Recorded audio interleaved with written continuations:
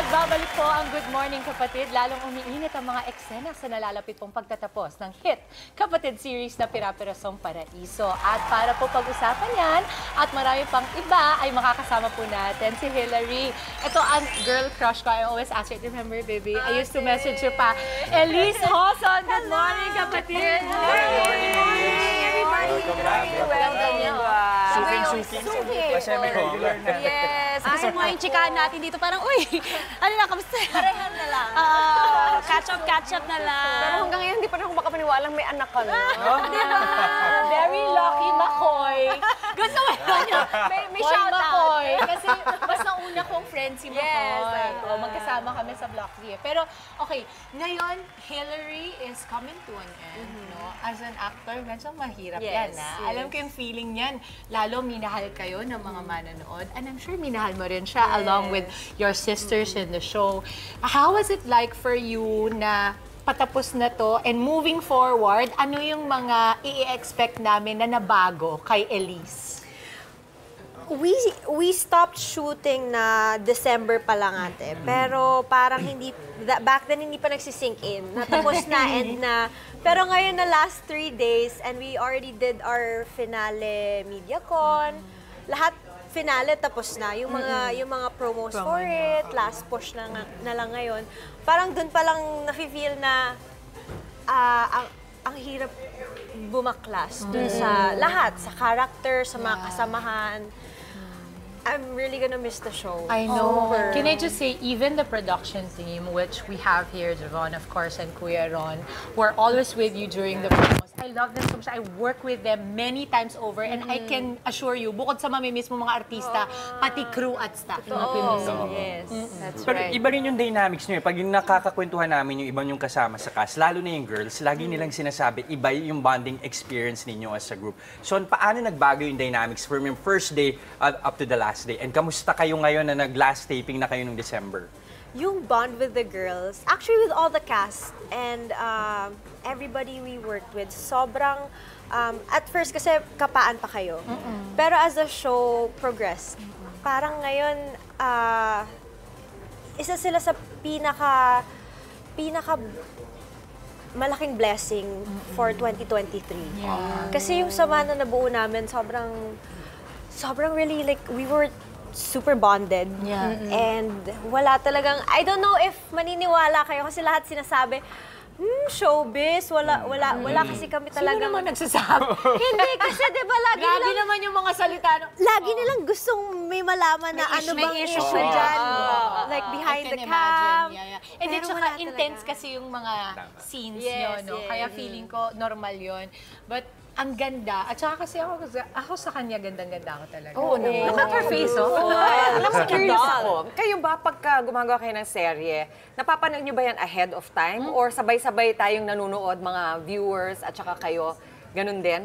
Papanoorin nyo na lang sa TV? Yung edited version of it, sabay-sabay na pong napapanood. So, anong experience nun para sa'yo? Yung pinapanood, you watch it back yung serye? We like to watch it with the viewers kasi sabay kaming yung makikita nyo sa comments, their reactions and yung live kasi meron na tayong live sa YouTube channel. So makikita talaga yung kung ano yung initial and raw reaction nila. Na kami din, first time din namin mapapanood. So parang same din kami ng nararamdaman. We're watching as viewers, not as an actor. Elise, looking back sa mga ginawa niyong tapings no, of all the episodes, meron ka bang specific na memory na stand out sa'yo na hindi mo makakalimutan, na ibabaon mo buong buhay mo na ginawa mo sa PPP? Na hindi finale para walang spoiler. Oo, wala naman spoiler. Yun pa naman yung sasabihin. yung mga last few days of shooting and yung mga last few scenes, doon kami talaga parang, let's go, let's do this, last push. Parang lahat mafe-feel may energy na we're doing this for everybody. Na lahat binibigay namin. And mafe-feel mo yun sa lahat. May gusto lang ako tanungin, meron ako natutunan kay Dimples pag nag-i-interview siya ng artista. Lagi niyang sinasabi, pag nagpo-portray daw ng karakter, kailangan ikaw yung unang maniwala at magmahal doon sa karakter mo. May natutunan ako sa'yo. So, ang tanong ko sa'yo ngayon, sa role mo na Hilary, ano yung pinakaminahal mo kay Hilary? I think despite all her villainous acts, nandun kasi yung gusto lang naman niyang merong bubuo sa pagkatao niya. Which hindi niya alam, sarili lang niya yun. Yeah. Sarili niya makakagawa. She was looking for love sa iba-ibang tao eh. Pero hindi niya nakuha yun. Sa akin siguro, ako ha, pag nanonood ako kasi pinapanood ko kayo nila Loisa, Charlie, ikaw, Alexa, dahil alam ko bilang artista, isa sa pinakamahirap gawin ay maging kontrabida. No, hindi yan madali kasi dala-dala mo yan, iarte mo yan, kailangan hindi ka takot pumangit yung face mo. Ikaw, Elise, you have no fear. I think that's what makes you stand out in this show because I see an Elise that is no fear. Dala ba ng pagiging mommy mo yun? Yeah, a big part of it, yes. Kasi kung dati ko gagawin to, parang hindi ko to magagawa how I did it now. Di ba na, baby? Parang nakikita ko No yung fear. Elise, no fear. Yeah. Pag mom ka and na. I will not be surprised if Elise would get a nomination or an award in this. Nice. You will watch and you will see kasi it's so hard, no? To be among seasoned actors and still have to do the villain role. Kasi malaking pressure yon, lalo ang huhusay din ng mga kasama niyang artista.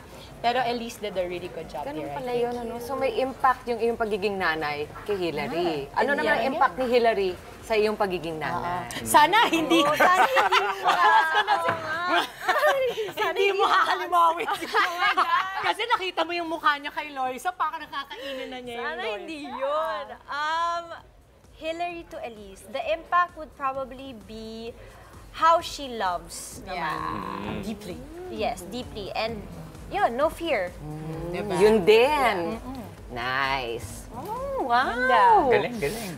Wow. Maraming dapat pang kailangan abangan. Ano pa nga ba dapat nating abangan kay Elise pagkatapos ng PPP? I'm really excited because I'm gonna be guesting on a TV5 show again. Yeah. So, abangan niyo po yan kasi very exciting. This is gonna be different from Hillary naman. So, bura-bura muna kay Hillary and this is a new character to do. Amazing. And of course, may abangan po kayo na gagawin kong film, pero I'm gonna be doing it second quarter of the year now. So, it's gonna be exciting.